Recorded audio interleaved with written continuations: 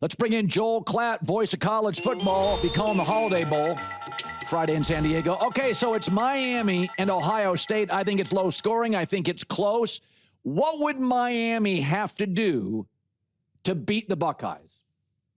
Well, they've got to get after the passer. That front four, which is a great front four. I'll give them that. Ruben Bain in particular. These guys are active. They can create pressure on the quarterback. They're going to need to do so. That was really what Indiana was able to do against Ohio State and Julian Sand, and it gave them a lot of trouble. And Indiana's defensive front creates a lot of pressure, and opposing coaches call them slippery when I talk to them. And so Miami is going to need to be slippery against Ohio State. I think that's first and foremost. And then on the opposite side, they're going to have to create some field position. I just don't see this Miami team being able to drive the length of the field against this Ohio State defense to score points. So creating some field position, whether it's via special teams, maybe a blocked kick, a turnover here or there. Remember, in the last two games, Julian Sand has thrown really bad interceptions early in the game against Indiana, gave them a short field, against Michigan, gave them a short field. So they're going to have to try, I think, to get one of those short fields in particular early and try to get a lead. Ryan Day is going to be calling plays, which he hasn't done. I don't love it, but there are coaches that do it. What do you make of that? Why don't you wait? Why don't you? He's like one of the best play callers in the country. No, I know. I like my head coach to kind of be on the line of scrimmage, macro, stay off the noise on the headset. He is uniquely qualified to be good at it, but I would prefer my head coach kind of like being an NFL head coach, kind of walk around, kind of feel the vibe of the team. I think he's one of those guys that can, like Lane Kiffin. He's a good play caller, but he didn't do it all year. Now he's doing it. Does it bother you? No, only because I know that he was involved with Brian Hartline pretty extensively, whether it was third downs or red zone. It doesn't bother me. And by the way, this is a lot better than a situation where if a head coach was just a CEO, had really no idea about the offensive system and let an offensive coach kind of do what he needed to do. And then all of a sudden that offensive coach had another job, right? Like for instance, isn't Ohio State in a better position with their coordinator getting another job than, like, let's say Oregon? I think that they are, because they have Ryan. So in this situation, I would say that this is a huge benefit for Ohio State. In the situation where you're going to lose your play caller or he's going to get another job, rather than trying to have him serve two masters and have two jobs and continue to call plays, they can lean on what I think is the best play caller in college football. Him, Lane Kiffin, Lincoln Riley. Those are the three best play callers in the sport. Okay, so you've called more Ohio State games than any sportscaster in America. In fact, the Columbus Dispatch should start paying you and just do reporting. If last year's Buckeye team faced this Buckeye team, what's it look like? What's it look like? Last year's Buckeye team was just so uniquely talented from an NFL perspective. Look at all the draft picks, right? What was it, 14 Look at draft running picks? backs. The running backs I was just going to get to, like, that's the biggest difference to me is the two running backs. Travion Henderson has been incredible for New England. He's been outstanding. I know Quinshon got hurt and that's unfortunate. Yeah. But Quinshon Judkins was a tremendous player. And also the one thing that last year's group maybe had over this year's group is a quarterback that could be rugged and short yardage. Really the only problem that has crept up for Ohio State the entire season is short yardage run game and the inability to capitalize. And we saw it creep up against Michigan inside the 5. We saw it creep up against Indiana. It's really the reason that they lost to Indiana. And you think back, and Will Howard was that guy last year in the playoffs. He's a big, sturdy quarterback, and he would get those third and shorts, fourth and shorts. And they don't have that with Julian Sand. Now they're more explosive throwing the football, but they don't have that short yardage. And so that's the biggest difference. I'm not saying last year's team was better. I think this year's defense is better. Yeah. I think it's better schematically under Matt Patricia. And I do think that we underestimate how good their linebackers and their safety Caleb Downs are. Like all three of these guys, Sonny Styles, Arvell Reese, Caleb Downs, they're all going to be top 15, 20 picks in the NFL draft. That's pretty astounding. And then they also have a first-round defensive tackle in Caden McDonald. You know the last time a defense in college football, Colin, had 4 first-round draft picks right down the middle, tackle, linebacker, and safety, was those great Miami teams in the early 2000s. So, like, they're historically good, this Ohio State defense. You know what? One of the signs of a great coach or a really good coach, your team gets better. Mario Cristobal's taken heat for years. He didn't win a lot of big games. This team got better. They beat Notre Dame. They went on the road and won when the offense struggled. We got to be honest about Miami. I think the country's sleeping on them. I think they're the most physical team. I think they have a shot to win this. Is their offense good enough? I think that there's 2 ways to look at Miami. Exactly how you're viewing them right now, that they've gotten better and better and better. Every week. In particular, on the offensive line, that they've been able to form an identity and a physical identity with Mark Fletcher running the football, which he did so well against Texas A&M. The ability to not make mistakes and manage games on the road, which they really had an inability to do in previous years. But this year, one on the road in November in Pitt, one on the road in the playoff against Texas A&M. So there's that way to view Miami. And then there's the other view of Miami, which is they took advantage of a team that was playing really poor football in Texas A&M. You know, A&M, if you actually look at their last 4 games, in particular against FBS opponents, it was really bad. They were down 30 to South Carolina. They got beat by Texas. Now they obviously got beat by Miami. And that was a game that was pretty sloppy. And do we really believe that Miami is all of a sudden at Ohio State's level, in particular with their offense and their ability to potentially score points? So 2 different versions of Miami. Where do I sit? Well, I tend to sit a little bit on that last description. I think that Miami had the benefit of playing against a team that was overmatched, had an incredibly easy SEC schedule in Texas A&M, and a quarterback that really played poorly. And they won barely in a game in which they had to have a pick right at the end in order to seal the victory. So while that was impressive, and I don't want to take anything away from Miami, this Ohio State team is different. You know, they've got absolute dudes on the outside, on the offensive side. They're going to have a whole month to prepare. We saw what they did in the playoffs a year ago. They've got a quarterback that throws it accurately and a defense that's the best defense since the 2011 Alabama team. You know, the 2011 Alabama team gave up 8.2 points per game. That's exactly what Ohio State's given. That's the best in the last 25 years. Like, is Carson Beck all of a sudden going to turn into a world beater against this Ohio State defense? I don't know. Maybe it's low scoring and they can win the game. I have my doubts.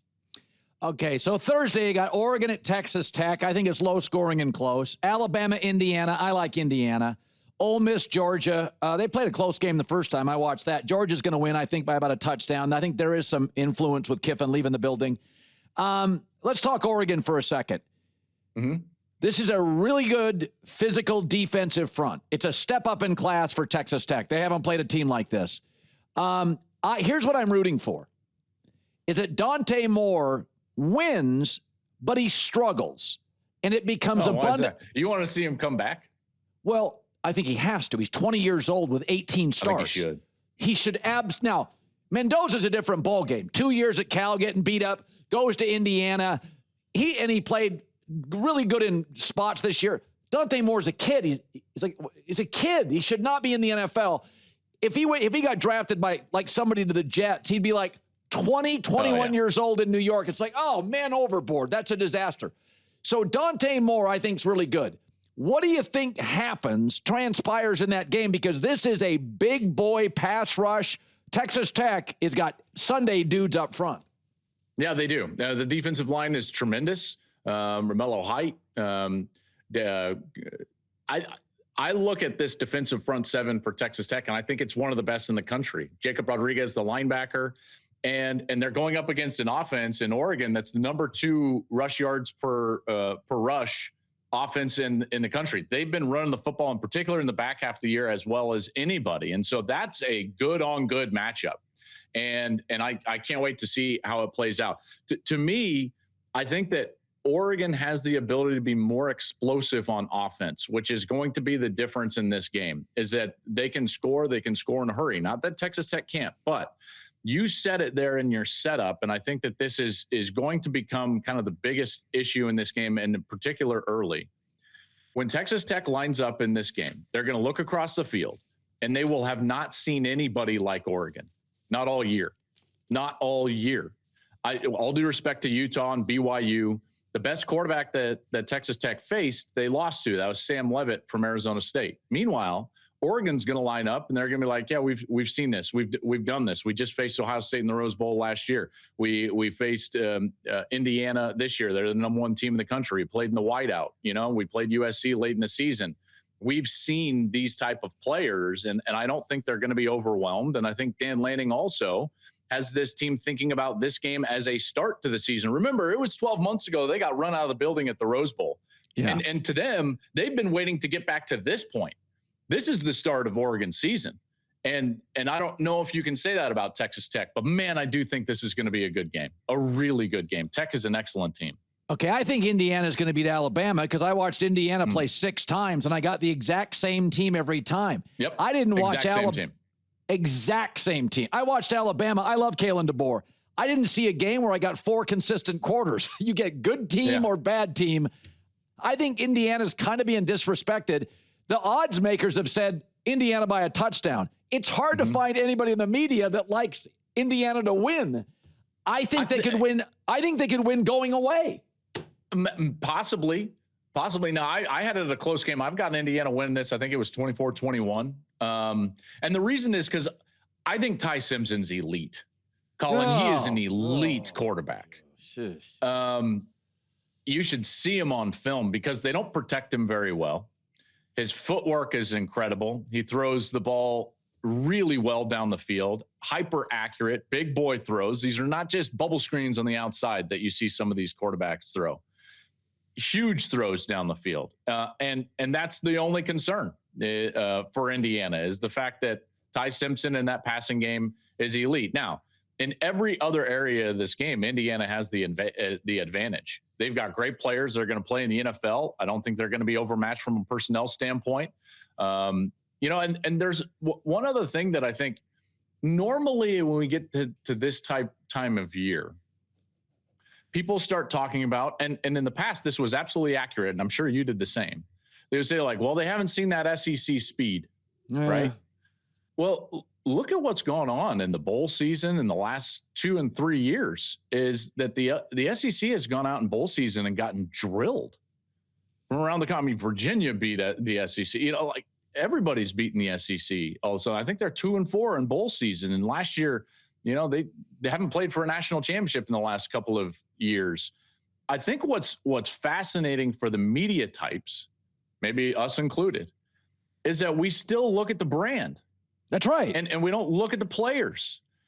The fact of the matter is that Indiana is a better football team and probably by a substantial margin. I'll say it right now. I think Indiana blows Alabama out. I think it's 33-23. And I think it's a late Bama touchdown to make it close. I think Indiana blows. If Indiana was called Ohio State, you'd have Ohio State winning by 3 touchdowns. Yeah, of course you would. Of course you would. And by the way, Indiana's more balanced. And if they get to the quarterback, like they got to Dante Moore and Julian Sayin, it's over. Remember, like Ohio State and Oregon have given up no sacks, almost no pressure, Colin, all year until they faced Indiana. No one wants to talk about the fact that Indiana is the second best defense in the entire sport. And so watch out for that defensive front 7 getting after the quarterback, because if Ty Simpson is under duress, we've already seen that. Florida State did that. A lot of teams have done that to Alabama. So I think Indiana wins the game. Yeah, I'm going to say Indiana in a rout. Indiana in a rout. Okay, I don't know if you caught the courageous Lincoln Riley. I don't throw courage out very often. But willingness to say, because I've defended, if you and I went into business and I had a side deal that could literally, at the conclusion of our business partnership, I could take away your profits. Well, I had a side deal. You'd be like, Colin, I'm not going into business with you. The fact that the fact that USC's like, we could be 10th, you could be 12th, you knock us out. We'll play you, but it's going to be on our terms. You got side deals. We're fully committed. You're not to your conference. I don't even understand the argument. Every USC fan and donor is screaming, I don't understand it. You would never go into business with anybody with a side deal that could steal profits. What am I missing? I don't think that is inaccurate. I mean, honestly. And listen, it does not behoove anybody. I can't believe I'm saying this, but like to schedule Notre Dame because they have such an advantage over these teams that are playing in the Big Ten and the SEC's cases, much more difficult schedules. And now there's this bar, like a minimum bar where all Notre Dame has to do is be in the top 12 with their schedule. Brutal. That's crazy. Meanwhile, we have seen that in the selection-based model, in the invitational that we have in college football, it really comes down to just number of wins and losses. We saw that this year. We saw it last year when those 9-3 teams in the SEC were left out, and similar this year. And if you're USC, you're like, hold on a second. So we're going to have to play 9 Big Ten games, which, by the way, the last 2 national championship champions came from the Big Ten. Yeah, it could be a third. They've got it could be a third. You got 3 teams that have a potential to be in the college football semifinals. And we're just going to add Notre Dame and they have this sweetheart deal. So I don't disagree with that. Now, there's a huge side of me that just says like, no, I just want to see the game. I want to maintain this game. I'm sure there's a piece of you that feels like I went to the game 2 years ago. Of course.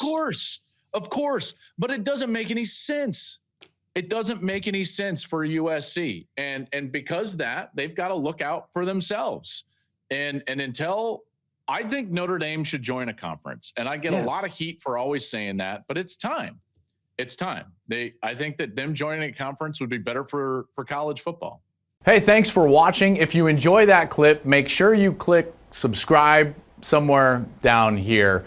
From game highlights to exclusive interviews and rankings, we've got everything you need as a college football fan right here, College Football on Fox.